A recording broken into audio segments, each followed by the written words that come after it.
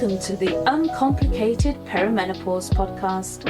I'm Kate Grosvenor, your friendly perimenopause expert and life coach. And I'm Gabriella, Kate's daughter, representing all the women who are nowhere near perimenopause but want to understand it better.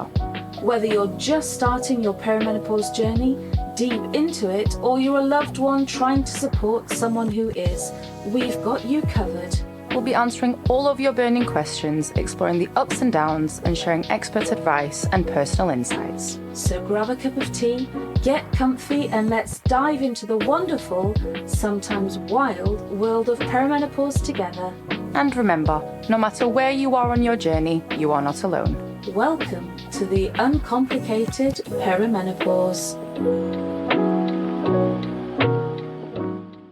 Hello, my darlings, and welcome to episode 5 of season 2 of the Uncomplicated Perimenopause podcast. My name is Kate Grosvenor, and I'm a perimenopause expert and life coach. And I'm Gabriella Grosvenor, Kate's daughter, learning with you all. We actually got through that one without me stumbling over something. There must be something in the air today. You're very excited today, aren't you? It's Christmas Eve. It's Christmas. No, it's Christmas Eve. That's what I said. Oh, did you? Yes. Duh, not paying attention. So you're more excited than an excited thing, aren't you? Yeah. Because you've been rapping with me. Very excited. She is. She's like a big kid. So I think you've always been excited for Christmas, though. Yeah. It's quite sweet, actually. Because you've always made it special, and having little siblings as well, and they're not so little, but having little siblings. They're 17 and 19. Yeah. Yeah. I'm excited. And we have my cousin visiting as well. Yes, and I'm picking him up tomorrow. Yeah, it's cute. We do big Christmases though. We don't have sometimes we have lots of people, but we generally do family Christmases. But it's a big thing in our house. Mm-hmm. We do the Christmas. Yeah, it's nice. We're looking for it's nice, and we're ready finally because we weren't ready at all. You weren't ready. Well, okay, but we had a few medical emergencies recently. Yeah, it's been a bit. Judging. Been a bit traumatic. But and then we seemed to catch up all of a sudden, didn't we? And now we're all suddenly all ready. It's fabulous. It's a productive weekend we had. Yes, we did. Not lots of rest. Oh no, Saturday was nice. It's quite relaxing. Saturday was lovely. Chilled. Saturday. I think it's lovely, and I think we need to do it more often, and just women in general. Lie like a vegetable and do nothing. It's good. I like it.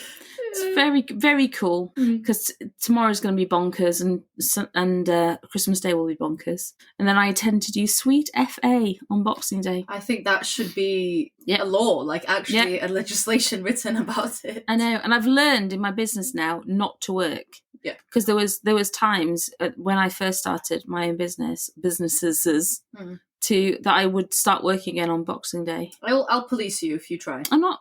I intend to do absolutely nothing. You heard it here. Yes, and we've got something exciting coming, and I can't wait. It's really exciting. And I'm like, because Giddy Kipper. Who? Giddy Kipper. There's a fish called a kipper, and I'm like a Giddy Kipper. Okay. Hey ho. She's looking at me like I've gone out now. All groovy. So I'll quickly move on. What is the question, my darling? This question is from Carla, who lives in the US. Ooh, not sure where. Fab. So she says, I'm in my late 40s and I've started noticing changes in my skin, hair, and energy levels. Okay. These make her feel like she's aging overnight. Oh, bless you, yeah. On top of that, being in perimenopause seems to be speeding everything up, like my body is changing faster than I'm ready for it to change. Yeah. It's hard not to feel self-conscious, especially when I look at younger women and think about how different I now feel. Oh, bless. Yeah. How do I embrace aging during perimenopause and feel confident in the new chapter that I'm entering in my life? Yeah, a lot to unwrap. So skin, hair, nails. Energy. Not nails, just skin, hair. Skin, hair, energy. Looking at younger women. Oh, bless you. Okay, so first of all, for Carla, thank you so much for your heartfelt question. My gosh, I get this one. It hits because, as I always say, you're not alone in feeling this way. So many women, she says she's late 40s. Yeah. My darling. I mean, so many women in their late 40s during perimenopause experience these changes in emotions. It is so completely natural to feel a mix of uncertainty and self-conscious as we navigate this, because it's really tough. You can't imagine how you're going to feel as you're sitting here in your kind of like mid-20s. You can't imagine how you feel, because I mean, obviously I'm 50 Yeah, going into 50. 51-ish. But, you know, so I do my birthday, you know this, I do my birthday per year. In 2025, I'm going to be 51 all year. Oh, okay. I'll be 25 all year. Well, no, I just do it per year because it's just easier. So if somebody says to me in 2025, how old are you? I'll be 51. Yeah. Because I just can't be asked. I might as well start since our birthdays are 5 days apart. Yes, I haven't had a proper birthday in the last 25 years. Her birthday comes first. Same week, so it's all been about you for the last quarter of a century. I am great at making your birthday about you. are great, but since obviously I've been focused on you. Yeah, you focus on me. Yeah, but you're good at it. I'm not pointing fingers, honestly. But it is really tough to let go and not let yourself go. It's not what we're talking about. But to just grieve the changes you're noticing whilst find a way to embrace the newness of what's going on. It's a new season, and making peace with it is the way to go. So let's talk about the physical changes first. So you mentioned skin, hair, and energy levels. Right, so these are all directly linked to the hormonal changes. So, for example, declining estrogen leads to dry skin, hair thinning, and dips in energy. So these changes can feel very sudden. They're not very sudden, but once you've noticed them, they feel very sudden. So we have there's something in our brain called the reticular activating system, the RAS. And basically it's a bit like a sparkly hairnet, and it goes over your brain, and it's like the bouncer for your brain. So it decides what you focus on and what you don't focus on. So your brain processes more information in a 24-hour period than about 3 years of mobile phone data. So your brain, basically, if I said to you right now, Gabriella, how do your feet feel? Do they feel warm? Do they feel cold? How do your socks feel? Do they feel fluffy? Do they feel silky? How do they feel? My toes are a bit cold, but my feet are overall quite warm. Did you remember were you paying attention to how your feet felt before I asked you? No. Right, but your brain knew how your feet felt, because as soon as I asked you, you could recall it, you could bring it into your conscious, and your brain knows what the smell in the room is. Your brain knows how comfortable your bottom is. Your brain knows blinking as well, I think. Yeah, so your brain's pumping your heart. Your brain's moving your lungs so that you get oxygen. Your brain knows, what you're digesting. Your brain knows what you can hear outside. Your brain's processing what I'm saying to you. Your brain's, if you're ADHD, your brain's having 3 other conversations. Your brain knows what the smell is around you. Your brain remembers what you need to do tomorrow. So your brain's processing all this information all the time. But if it gave it all to you in one go, your brain would pop. It's too much. So your brain gives you 4 bits of information. The 4 bits of things go straight through the bouncer. So the bouncer's like, your name's not in, your name's not down, you're not coming in, right? And that's the reticular activating system, the RAS. So 4 things break through your bouncer. If somebody calls your name, you whip round. So we call it the cocktail party effect. So if you're in a cocktail party and somebody shouts, Gabby, you'd turn straight away. Okay? That's one. The second thing is if you or someone that you love is in danger. So if you heard a crash right now, if we heard a crash on the stairs, we would stop the podcast and run to see, because it would be one of your sisters. So we wouldn't care what was going on here in the studio. We would run and sort it out. Or if you're walking down the street and something fell, you would miraculously dodge out the way because your brain is aware of what's going on upstairs, downstairs, to the side, to the left. You're not paying attention, but your brain is. Incredible things, brains. Aren't they? The third thing is if your partner wants sex. Whoa, where? Okay. The change. I'm just saying. So if your partner's feeling horny, we tune into it. I'm just saying. I've never heard you say that word. Okay. You're a grown-up. We're talking. But if your partner's feeling horny and wants to have sex, you know. As soon as he walks into the room, you know. Well, he or she, I'm just talking about your partner, but I'm saying for the wider audience, he or she walks into the room, you would know if they're in a sexual mood because you'd pick up on the pheromones, because we are biological beings. And men would pick up the same? Yes. Okay. Women, yes, I'm sure they would. I don't know. I don't speak man, but I'm sure they would. Okay. And the 4th thing is, whatever you tell your brain is important is what your brain picks up on. And this is how advertising works. So if you thought about, if you and I were having a conversation about red jumpers, we were having a conversation earlier on about red jumpers. Yeah. So if you and I were talking about red jumpers, oh, this red jumper and that red jumper, and oh, this is so important, we love the red jumpers, and oh, the red jumpers are so important. And you would go into Marks and Spencer's and see nothing but red jumpers. They would be everywhere. And then you go into John Lewis and, oh my God, there's red jumpers everywhere. And then you'd walk into Benno Hall and there'd be red jumpers. Everyone would be wearing a red jumper. Oh my God, it's so weird. Everyone's wearing a jumper. Because you told your brain it's important. So your brain would give you nothing but red jumpers because you, by selective attention, had told your brain, red jumpers are important to me. So your brain would be picking out all the red jumpers. Right? Really, really important. So this is how, so in the more woo-woo side of psychology, it's like The Secret or the law of attraction, in the deepest, darkest hands of time, you know, all that kind of secret stuff. They call it the law of attraction, or they call it manifestation, or they call it, you know, that kind of stuff. In psychology, we call it it's about the reticular activating system, and we talk about selective attention. Okay, so they are exactly these, more or less the same thing.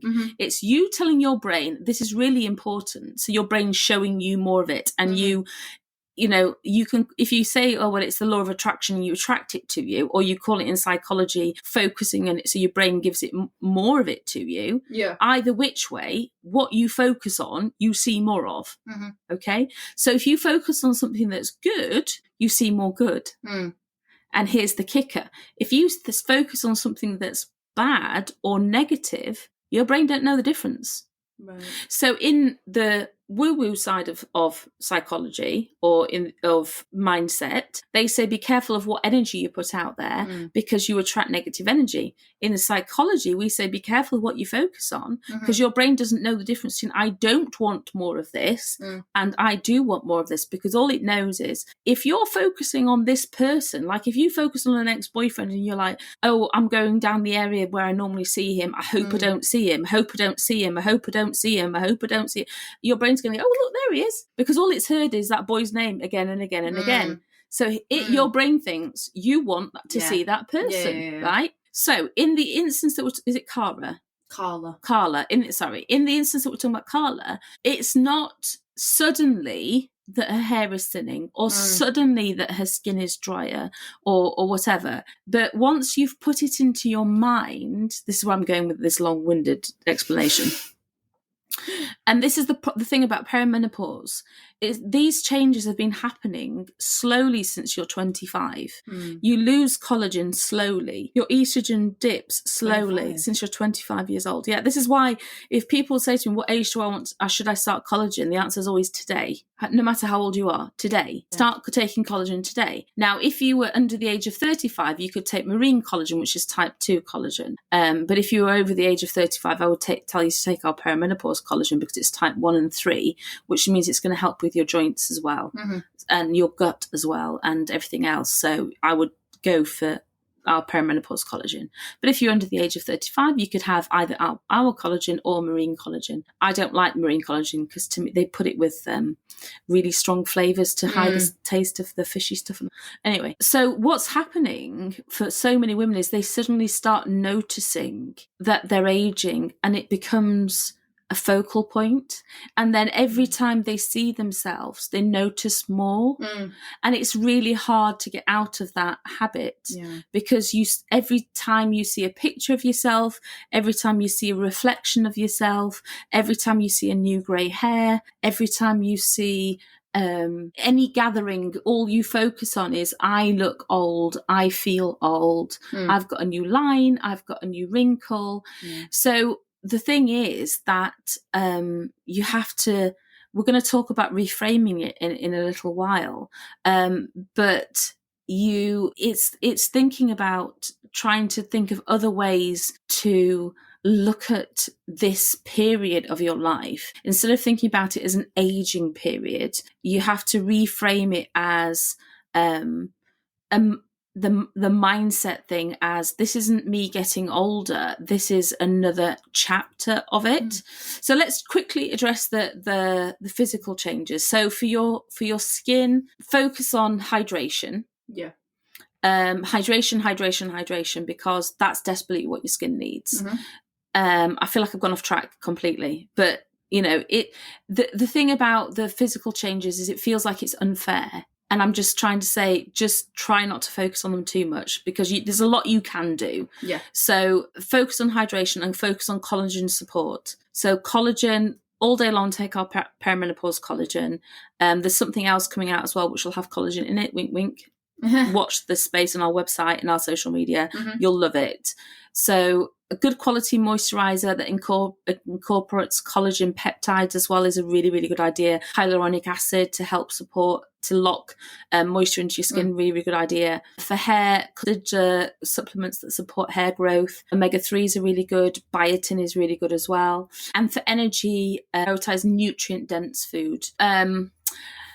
Just foods so stay away from highly processed food. Look for foods that are really, obviously your veggies and your berries, and foods that are really high in protein, foods that are really high in antioxidants, foods that have got really good healthy fats in them. Yeah. So foods that are, as natural as you possibly can do. Try and cook from fresh, as much as you can. Look for foods that, when you've had a good meal and you feel really full and satisfied, but you don't feel like you're gassy, or you don't feel like you're like sicky feeling. So when you're cooking, and you're just using beautiful organic ingredients, using olive oils. When you're making a sauce, you're using bases that are from beautiful tomatoes that and raw, like natural herbs and stuff. You're not going for packet sauces and jars. It makes a massive difference to your energy levels.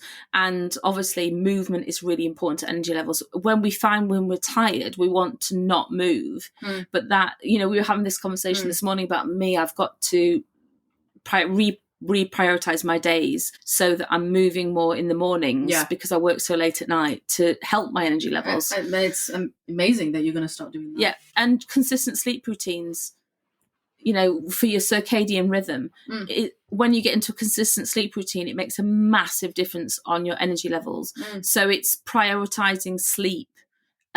Just consistent sleep. I always wear an Apple Watch. You can get some really great apps on your Apple Watch that tell you how regular your sleep cycle is. You have that? I have that all the time. So it gives me a score and a percentage that tells me how regular my sleep is, what percentage of sleep I should be getting, how many hours I'm sleeping, and it gives me a score every night, my sleep score. Highly recommend it for women in perimenopause, because we can persuade ourselves we're getting good quality sleep when we're not. So it's very, very important to regulate your sleep in perimenopause. Massively important. I want to try one of those apps. They're really, really good. Really highly recommend them.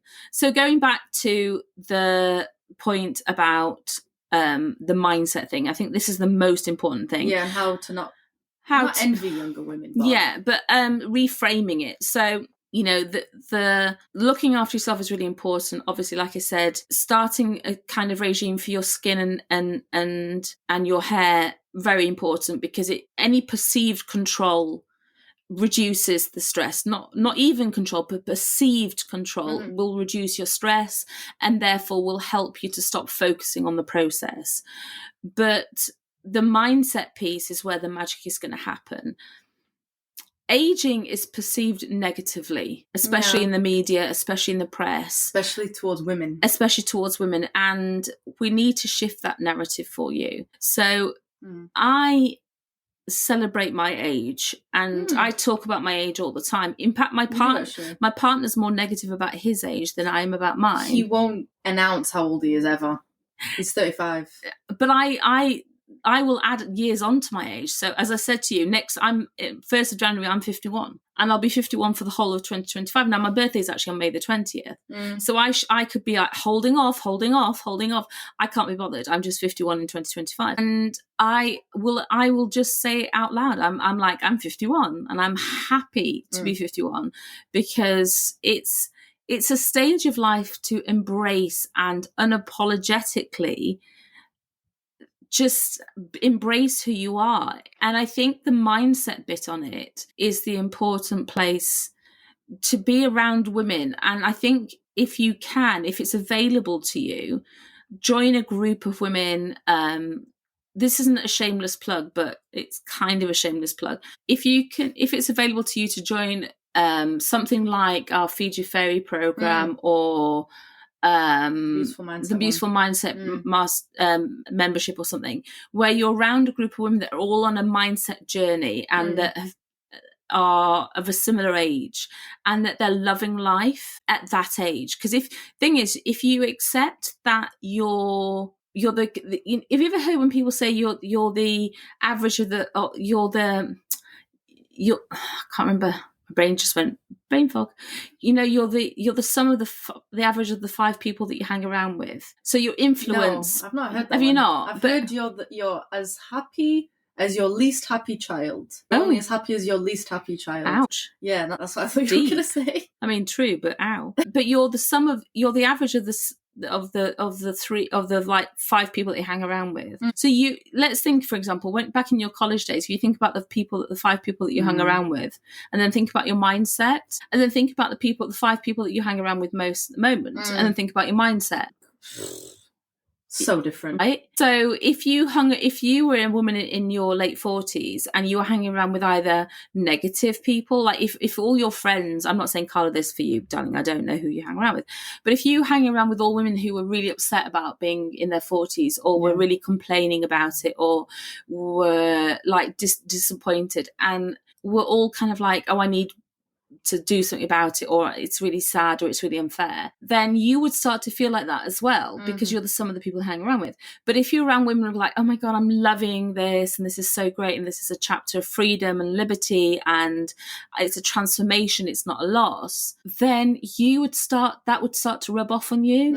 And it can be a stage in your life where you've accumulated wisdom. I mean, I was recording the Christmas message for the membership yesterday. Yes. And it was all about, what have you learned this year? What are your wins? What are your achievements? What are you going to take with you? What are you going to do more of? And that's really a story of our age as well, where you have this wisdom accumulated, where you can say, okay, these experiences that I've had have made me the woman that I was meant to be.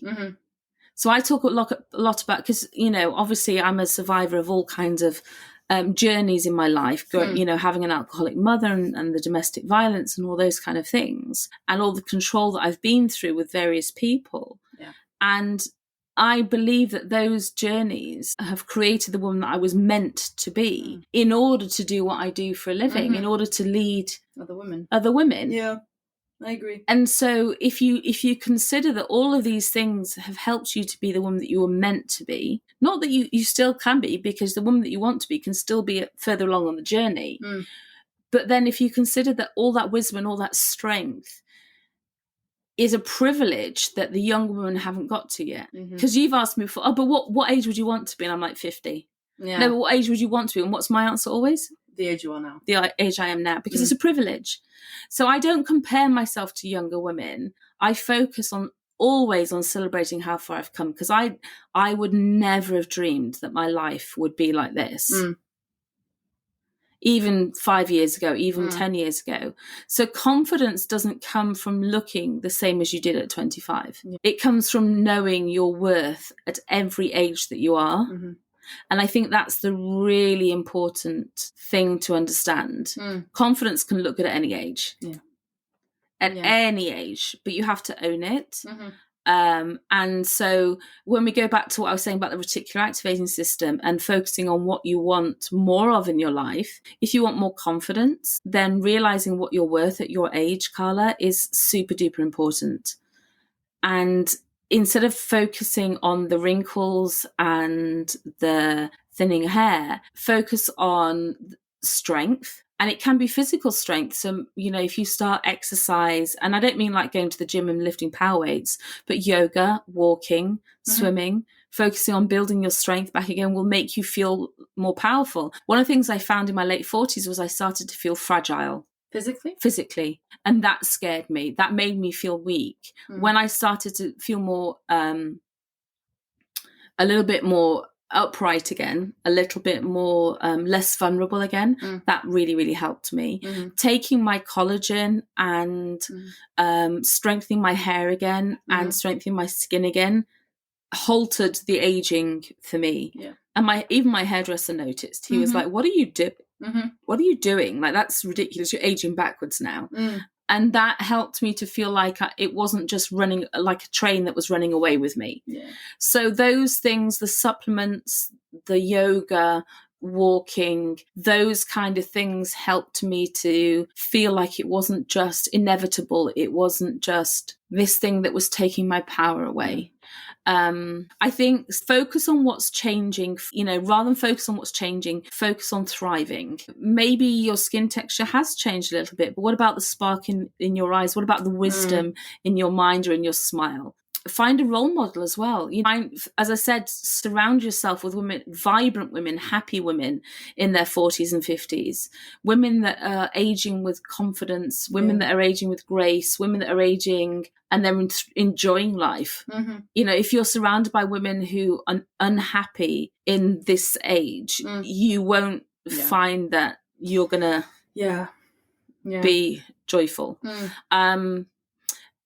Dress for you. If you have found that you're starting to feel dowdy, if you're wearing clothes that make you feel frumpy or old, if you're starting to wear colours that make you feel unhappy, stop doing that for yourself. You need to get a new hairstyle or go for a makeup lesson, or just you need to feel fabulous, not younger. Don't get into the trap of saying I want to feel younger, because that's a vicious circle. You need to just feel like you and the best version of you. So it's not about chasing youth. It's about chasing vibrancy. It's about chasing happiness. It's about chasing joy. It's not about chasing youth. If you practice gratitude every day and you focus on 3 things that you love about yourself, it sounds like, oh my God, that's so egotistical. But if you focus on being grateful for what you have in your life, what you love about yourself, what you love about what you're doing in your life, versus what you don't, again, you're getting the reticular activating system. There's a reason I told you the story, but the reticular activating system, you're focusing on what you love in your life, what you love about yourself, what's great about your life, what's great about you. You're telling your brain, I want more of this. This is what I love. This is what I want more of. And you stop focusing on a few little, a few lines around your eyes, a few grey hairs. I mean, I get it. Believe it or not, I'm about 70-80% grey. I mean, I'm naturally very dark brunette, and I had to just embrace I'm the blonde life, but it's silvery blonde. It's getting more and more silver blonde as we go through it, because I'm 70-80% grey, and I love being brunette. I'm so chocolatey, browny brunette, and I loved it. And I had to just go, okay, I'm not doing that anymore. And your mum did the same. She went lighter. She was a redhead. She was a bright redhead. And, it is what it is. I grieved it for a little while, and then I accepted it and I moved on. And I'm making sure it's in the most beautiful condition it can be in. I'm making it as thick and luscious as I can. I take amazing care of it. I use great products on it. I have some lovely Dyson stuff that machine stuff that I use on it, tools, and I try and make it look great as much as I can. So, you focus on what you can do, not what's taken away from you. And again, that whole reticular activating, the RAS thing, the sparkly hairnet, or if you want to focus on the law of attraction and manifestation, and, whichever way around, whichever side of the woo-woo line you straddle, you will find that you just become happier. You really, really do. And as always, be kind to yourself. Please, please, please, please. You're doing your best, and that's enough. Treat yourself with the compassion you would show your best friend. Always, always, always, always. So I think, Carla, my darling, aging isn't something that's happening to you. It's something that you're actively participating in, actively creating. You have the power to write this chapter in any way that feels authentic to you, any way that feels fulfilling to you. And one of my favourite quotes is Maya Angelou. We delight in the beauty of the butterfly, but we rarely admit the changes it's gone through to achieve that beauty. So embrace this time with curiosity, grace, and most importantly, as always, self-love. So I hope that helps, my darling. If you need any help, you can always reach out to us in our Facebook group or WhatsApp, and we'll always help. And if anyone has any questions, do let us know on the WhatsApp group or in our WhatsApp group. No, in the Facebook group or on WhatsApp. Yeah. And we'd love to wish you a very Merry Christmas. So very, very Merry Christmas from both of us. And thank you very much for listening. We will see you next week. Take care. Bye.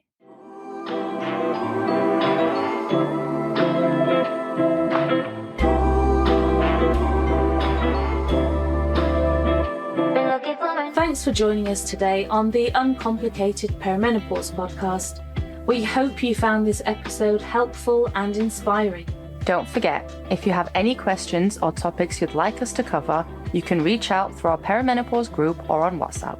For more information on my coaching, perimenopause supplements, books or upcoming events, please visit www.kategrosvenor.com. And if you've enjoyed today's episode, please subscribe, rate and review our podcast. It really helps us reach more listeners just like you. Until next time, remember, perimenopause doesn't have to be complicated. We're here to help you every step of the way. Stay uncomplicated.